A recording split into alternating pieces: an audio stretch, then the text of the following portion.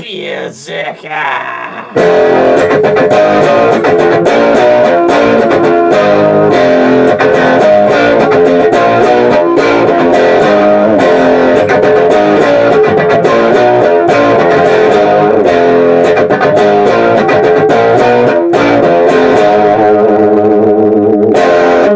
Yeah. Milsurp Garage. Ruger. Police Service 6. Yep. Another rabbit hole. So since we did the Smith & Wesson Model 10, and man, got to be honest with you, really didn't think this was going to be such a pivotal purchase for me, but I fell in love with this thing. I love the way it looks. The research was fun. And which, by the way, going to delve into a little bit of a little offshoot there with the gun that Lee Harvey Oswald used to kill police officer J.D. Tippit is the official story. And there's some interesting stuff with that story. Just doing some research, I think like a whole video on just what I've learned with that. It's not like it would be very long, but just enough information, or it would be kind of interesting. I think I'm going to do a specific video just on that. But the research just on these ex-police guns led me to one of these. And again, the Smith & Wesson, I got it cheap. And this one was cheap too, and couldn't help myself. So the Ruger Police Service 6. This was one of a family of Ruger double-action revolvers. The Ruger Security 6, the Service 6, or Police Service 6 here, and the Speed 6. They were made from 1972 to 1988. And Sturm, Ruger and Company. They were police guns as well. And the Model 10 there was an ex-NYPD gun.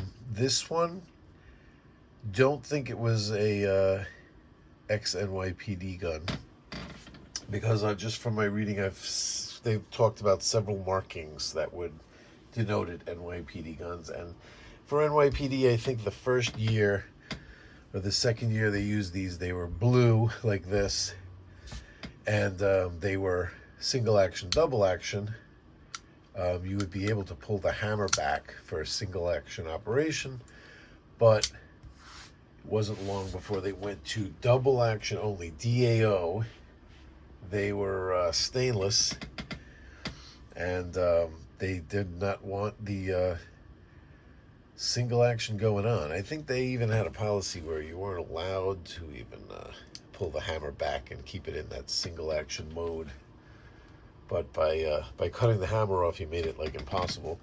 So if you ever see those on the surplus market, that's where they came from. This guy was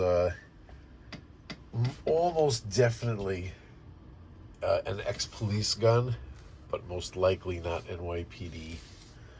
Apparently NYPD would, by the way, these are empty shell casings. Calm down, everyone. They would, on the, I think this is called the crane here. I got to get the nomenclature for these revolvers correct. But right in here, they would put a star, from what I'm hearing. And interestingly enough, on the Model 10 here, right inside here, there is a star. See it there? So we only got like maybe 80% of it there, but there is a star. And also, there was that whole thing with the gas ring here. I wasn't sure if it was modified or not. Interestingly enough, the assembly number here matched the assembly number on the frame. So it is the original parts there. Don't know exactly what's going on there, but It looks like it was originally from the factory, just like that. So, couldn't really get much information. Nobody was really explaining to me how Smith & Wesson listed it as one way and the change was made in a certain year, but it does not follow through for what I have there. Don't know. Where am I? Okay, let's get focused here. I'm all over the place. The Ruger was marketed to law enforcement, military, and civilian markets. 1 to 1.5 million of these were made, somewhere in there. 2.75 inch, 3 inch, 4 inch, 6 inch barrels. The 4 inch guy right here weighed 33.5 ounces, a little bit heavier than the Model 10. Frame comparable size to the K-frame Smith & Wesson. The rotation is in the same direction as the Smith & Wesson. The Colt was opposite. And this guy was designed in 1966. It was their first double-action revolver. It was designed by Harry Seyfried and Henry Intu. Seyfried was from High Standard Manufacturing Company, and there was a high standard gun called a Sentinel, the Sentinel revolver, and he kind of carried that design influence, Seyfried, into this gun for Ruger. So if you looked at a high standard Sentinel, there are similarities. And Bill Ruger himself, the head of Ruger, he wanted to enter into the security, law enforcement, military kind of contracts that like Colt and Smith & Wesson had a lock on. Because before this, all the Ruger designs were single-action revolvers, like that Colt-style single-action revolver. And they wanted to move in this direction, and it worked. I mean, this thing was very popular. But it's interesting that it took all the way till 1972 for Colt's, for Ruger's first double-action revolver. And these things were chambered in .38 Smith & Wesson. Not so popular. But there were some like that. The .38 Special, of course, right here. .357 Magnum and 9mm Luger. Believe it or not, they use those half moon clips, and they head spaced against the case, not against the rim. You know what I mean? So, and that was interesting that they had a design that, you know, carried through from World War II with those revolvers in .45 caliber, the rimless ammo, that they used the same type of design for 9mm Luger chambered examples of these. And they use something called investment casting. It's a process based on lost wax casting. It makes strong, high quality cast parts that don't need that much finishing after they're done. After they come out, they're like very clean. They don't really need much. And if you really want to see what's involved with investment casting, do some Google searching, because that is definitely a video all on its own. But Ruger was known for very robust, strong products, and this thing certainly is that. This is a one-piece frame. There's no side plate on here, as you can see. Superior strength for this reason. And very good for the type of, like abuse that like a gun that works, 40 hours a week at least. You know what I mean?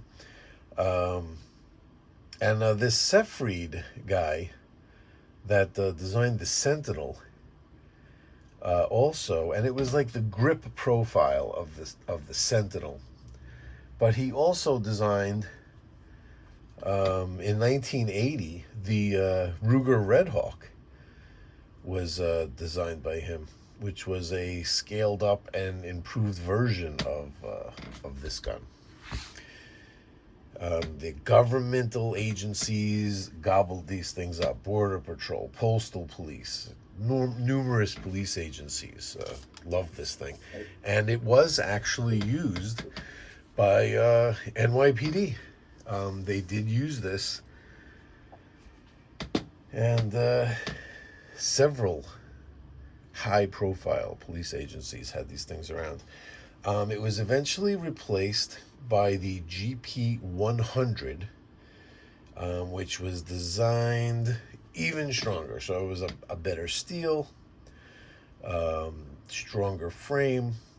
It was a redesigned grip, and it had like what they called a triple locking cylinder, which was one of the main improvements was what they called a triple locking cylinder. That was the GP100. They look similar where they could be easily confused. But so the grips, all of these came with OEM wood grips. They were manufactured by WF Lett Manufacturing in New Hampshire.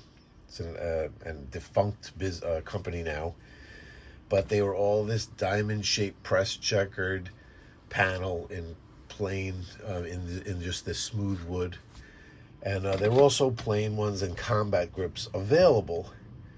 But this was the basic. This is what they were all had, as just base equipment. You know what I mean? Some had Pachmeyer grips, some I'm pretty sure. So if you have one that doesn't have these exact ones, it is possible that Ruger did supply it that way, but this was like the basic grips that all of these models had, And one cool thing about this is that disassembly needed no tools. This one screw right here was the only screw in the whole gun. And disassembly, there's some disassembly videos online. They're pretty weird. This whole trigger assembly like pulls out of the bottom. It's odd.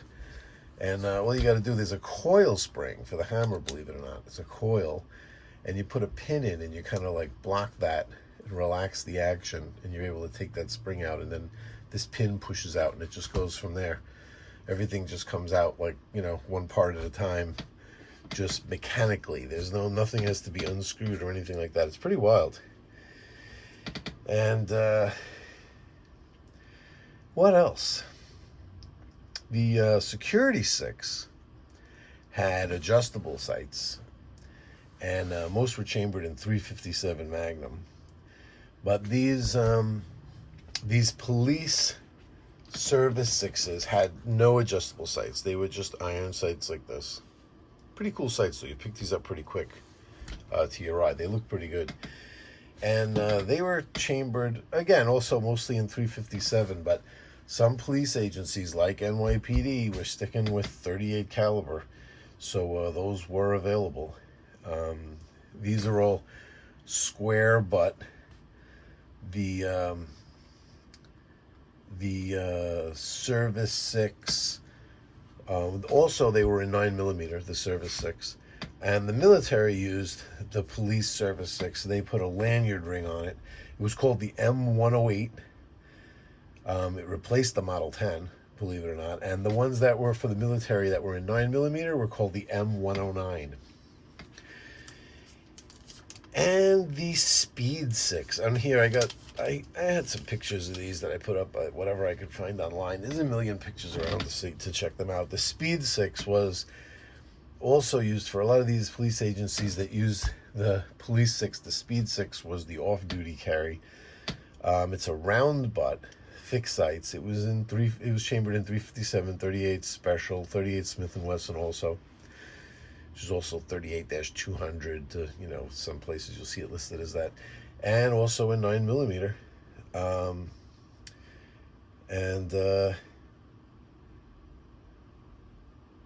SDA 84. Why did I write that? Oh, here what I have is there's a list of how you could pull up.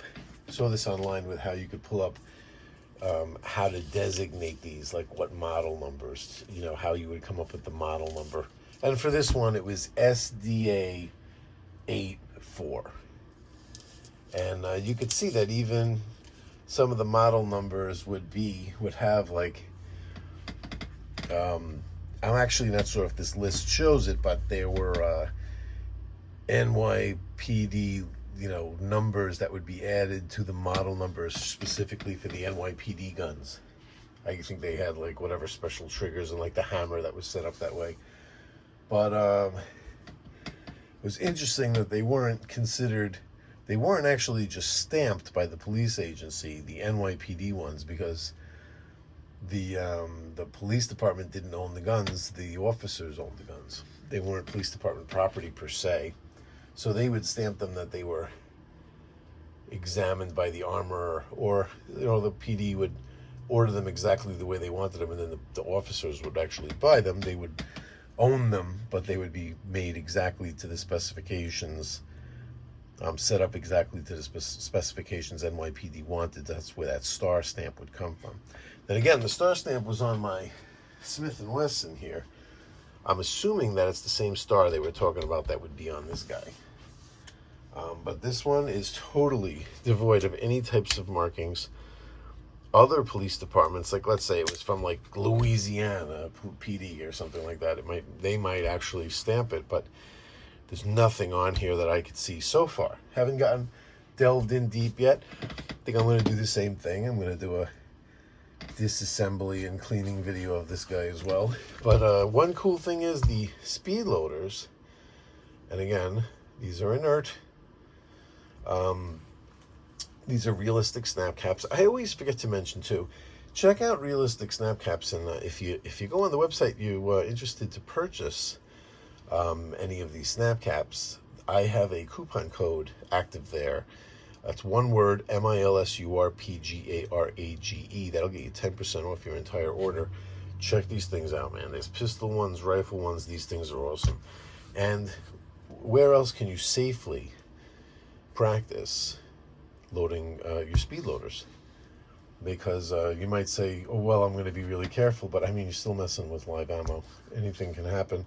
What's kind of cool with these things is that nothing could ever happen. So you're using just empty cases, and you practice your ejection method, and you practice your loading method, which obviously needs work on this end. And there you go. The Smith & Wesson, the Smith & Wesson speed loader fits these guys, so that works.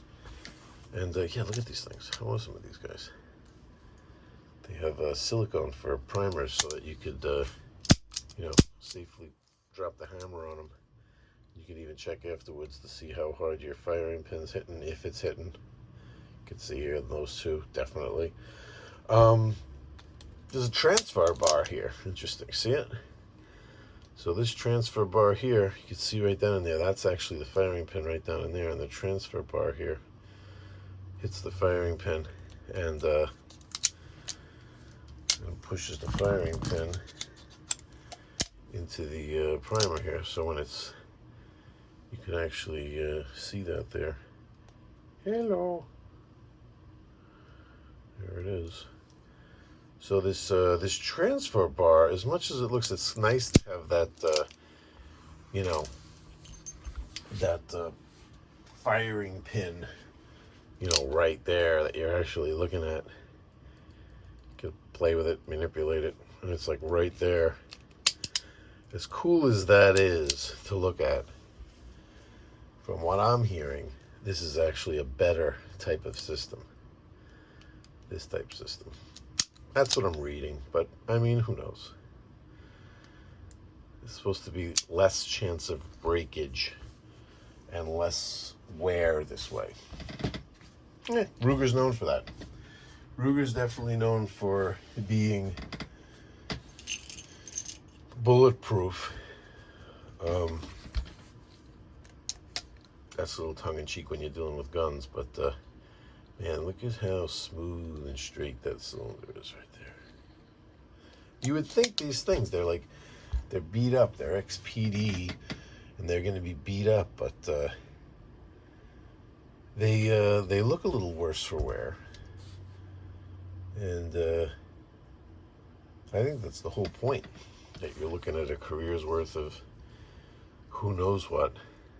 There's a little crack here in the grip, I noticed, but it's not anything crazy. It doesn't run through the whole thing, but it's definitely get it off. Be nice if it was able to invisibly get some wood glue in that crack and just kind of pinch it together for a day, just to make sure it's not going to go anywhere. But it's better to just probably leave it alone. But a little less wear on the grips than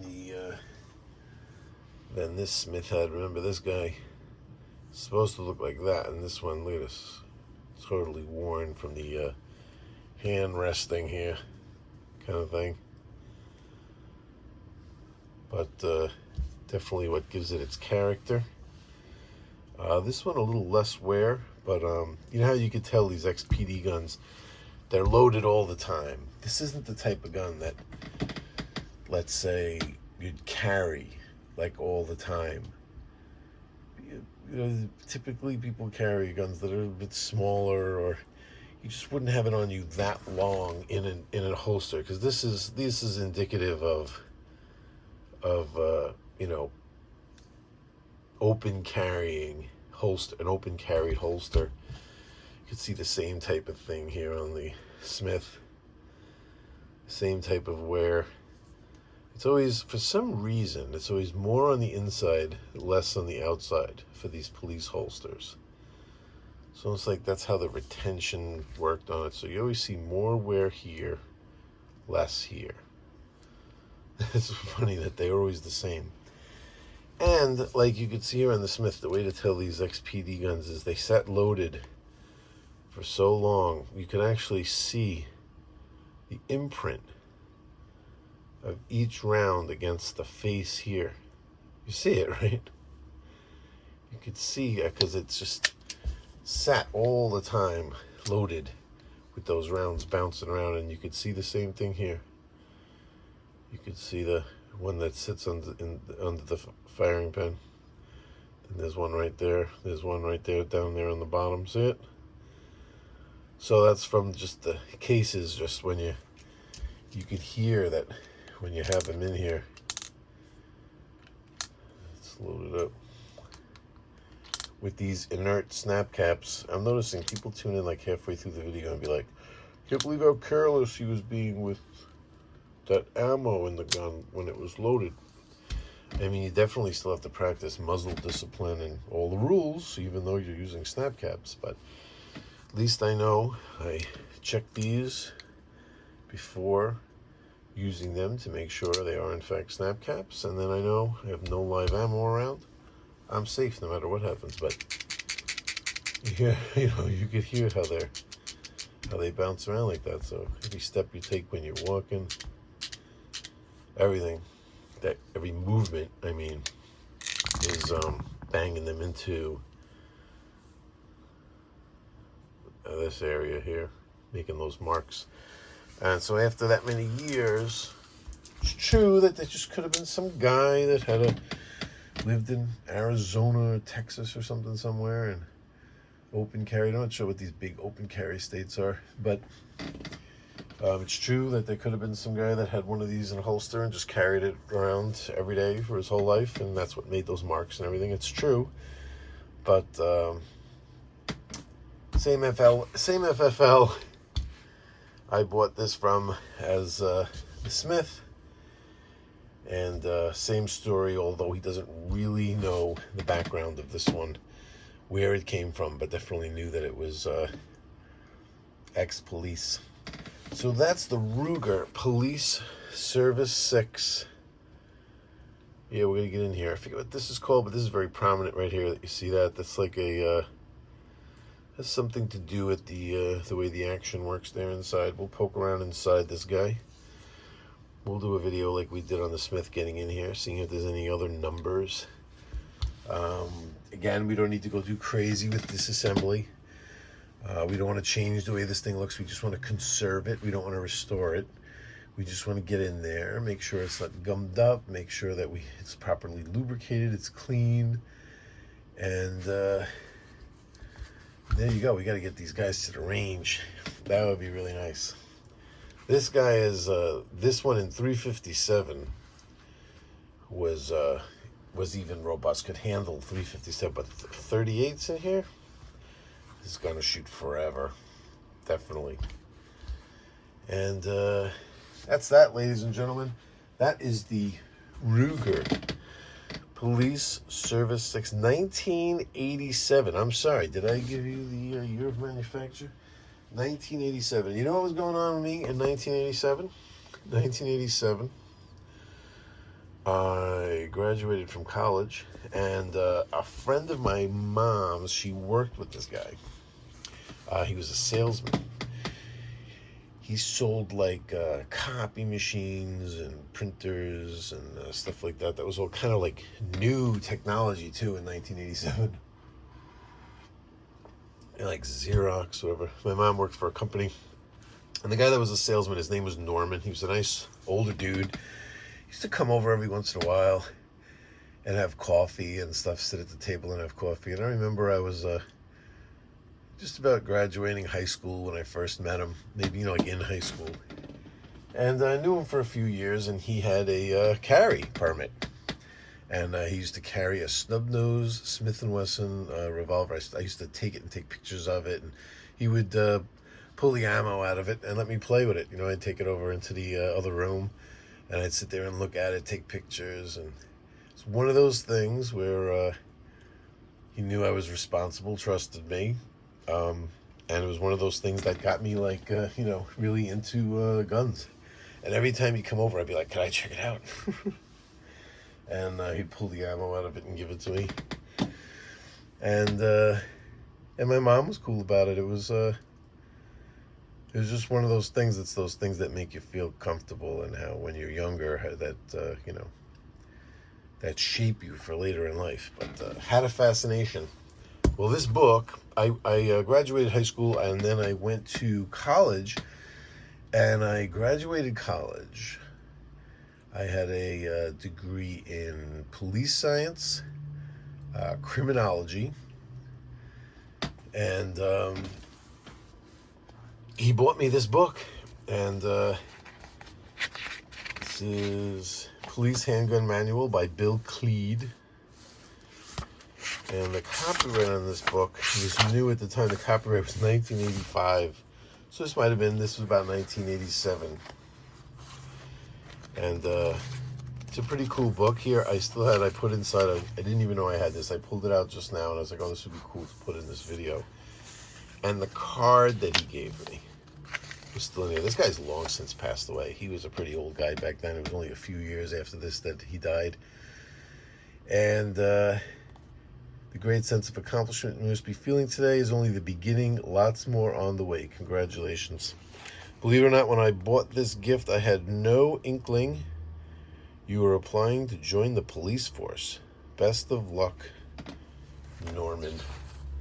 I was planning to join the police force, but fickle as fate can be, life took me in a different direction. At that time. But look at this book, even in here, this is interesting. This is, what is it again? 85. In the New York City area, freelance gun writer Dick Ahrens reports that police are taking a hard look at the 9mm. They talk about a Jersey State trooper that was killed, that got Jersey troopers using, all having shotguns in the cars and using 9mm. 9mm Heckler & Koch model P7, the Squeeze Cocker. Connecticut State Police are armed with the Beretta model 92 SB. The Illinois State Police carry the Smith & Wesson model 439, all 9mm autos. Police in Richfield, Connecticut switched to the Smith & Wesson model 459. So this is right around when the changeover was going from revolvers to semi-autos, but most of this book is old enough to be all revolver stuff. Freeze! So, yeah, I remember reading this when I was younger, and this was the these were the impressionable times for me where, you know, it was books like this and this kind of reading that shaped my interest in firearms. But cool book nonetheless, even though it's old and, you know, you might think that stuff like this doesn't have a lot to offer. There's still a lot of knowledge there, trust me. So there you go. We'll keep this one at half an hour for a change, huh? Yes, the Ruger Police Service 6. So you all stay tuned. We're going to take this guy apart in a few days, and we're going to delve inside. Till then, y'all take care. BEERZERKER!